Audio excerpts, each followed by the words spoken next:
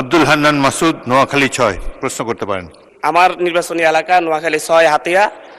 ওই অঞ্চলে প্রচুর নদী ভাঙনের কারণে প্রতি বছরই অনেক শিক্ষা প্রতিষ্ঠানকে স্থানান্তর করা হচ্ছে, কিন্তু সেই সকল শিক্ষা প্রতিষ্ঠান, প্রাথমিক এবং মাধ্যমিক শিক্ষা প্রতিষ্ঠানগুলো ওগুলা নিয়মিত বরাদ্দ না পাওয়ার কারণে এবং ওই প্রতিষ্ঠানগুলোর শিক্ষার্থী যারা আছে তাদের একটা তালিকা করে তারা ঠিকমতো পরবর্তীতে অন্য কোনো শিক্ষা প্রতিষ্ঠানে ভর্তি হতে পারতেছে কিনা, শুধু হাতিয়া নয়, এরকম নদী ভাঙন প্রবণ যত এলাকা রয়েছে ওই সকল অঞ্চলের শিক্ষার্থীরা ঠিকমতো অন্য শিক্ষা প্রতিষ্ঠানে ভর্তি হচ্ছে কিনা নাকি ঝরে পড়ে যাচ্ছে, এই তালিকা করার জন্য শিক্ষা মন্ত্রণালয়ের পক্ষ থেকে কোনো উদ্যোগ আছে কিনা।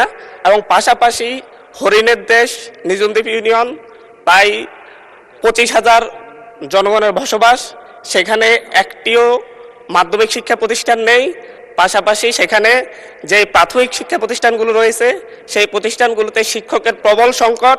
এই ব্যাপারে পিছিয়ে পড়া জনগোষ্ঠীর জন্য এবং আমাদের প্রত্যন্ত গ্রামাঞ্চলে শিক্ষা ব্যবস্থা পৌঁছে দেওয়ার জন্য সরকারের নতুন কোনো উদ্যোগ আছে কিনা সে ব্যাপারে আমি মাননীয় শিক্ষামন্ত্রীর কাছে জানতে চাই। অপটিক্যাল ব্রাইটেনার, কালার গার্ড এবং ডার্ট লক সমৃদ্ধ অ্যাডভান্স ফর্মুলায় এলো নতুন রে ডিটারজেন্ট পাউডার। মাননীয় শিক্ষামন্ত্রী। মাননীয় সংসদ সদস্যকে অসংখ্য ধন্যবাদ। ইতিপূর্বে 2001 থেকে 2006 সালে নকল প্রতিরোধ আন্দোলনের সময় আমি সেখানে গিয়েছিলাম এবং দেখেছিলাম নদী ভাঙ্গনে কলেজ চলে যাচ্ছিল এবং সাবেক প্রধানমন্ত্রী বেগম খালেদা জিয়ার সময় সেই কলেজগুলোকে সরিয়ে ভালো অবস্থানে নেওয়া হয়েছিল। যে সমস্ত প্রতিষ্ঠানগুলো নদী ভেঙে যায় তাৎক্ষণিকভাবে আমরা সেই প্রতিষ্ঠানগুলোকে নতুন করে আমরা তৈরি করি। তবে উনি যেটা বলেছেন সেখানে শিক্ষায় ঝরে পড়া, আমরা ঝরে পড়ার ব্যাপারও আমাদের বিভিন্ন প্রজেক্ট থেকে আমরা সেগুলোকে দেখি, পর্যালোচনা করি। উনি যদি লিখিত কোনো নোটিশ দেন তাহলে আমি ওই এলাকার ঝরে পড়ার সংখ্যা, মাধ্যমিক স্কুলের সংখ্যা এবং প্রয়োজন সাপেক্ষে নতুন বিদ্যালয় স্থাপনেরও এই মহান সংসদ থেকে আমরা শিক্ষা মন্ত্রণালয় উদ্যোগ নেব, সেই ব্যাপারে আমরা বলতে পারি।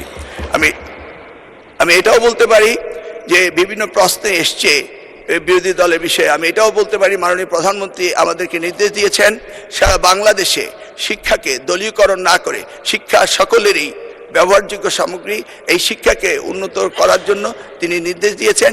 সেই আলোকে আমরা ওনার হাতিয়াকে সুন্দর দৃষ্টি নিয়ে আগামী দিনগুলোতে আমরা তার স্কুলের ব্যবস্থা করব বলে আশা করতে পারি। ধন্যবাদ।